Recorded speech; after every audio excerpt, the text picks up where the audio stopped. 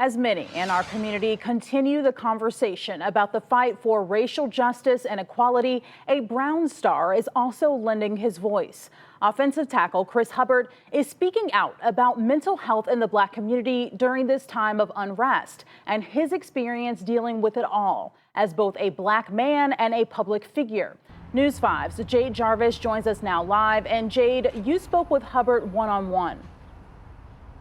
Yeah, that's right, Amanda. Like many of us, Hubbard says George Floyd's death and the movement that has erupted in the days and weeks since has touched him emotionally and mentally. He says it's more important now than ever to talk about those feelings, to know that we're not alone.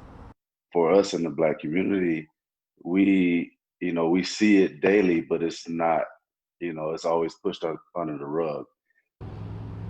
Hubbard says he's personally struggled over the last few weeks, and some days he's even cried thinking about his own son. In those moments, he says he's talked to his wife, mom, and grandmother for support.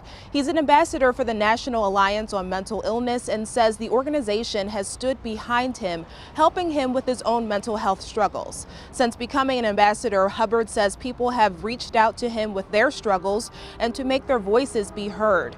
Over the last few weeks, he says he's continued to watch the coverage of Floyd's death and the protests across the country unfold and having daily discussions with his wife about what they can do to help. He says while it does take a mental toll to keep watching, he wants to stay informed in order to make a change. Even on Twitter, some people ask me like, how do you feel about what's going on? Yes, we're hurt. We're hurt, but at the same time, we'll make a change, and we just have to organize and strategize and being able to put it into a course of action. Now, I asked Hubbard what advice he has for Northeast Ohioans right now. He says he would tell everyone to come together and continue protesting peacefully. He says he knows it's difficult, but he believes a change will come. Reporting live, Jade Jarvis, News 5.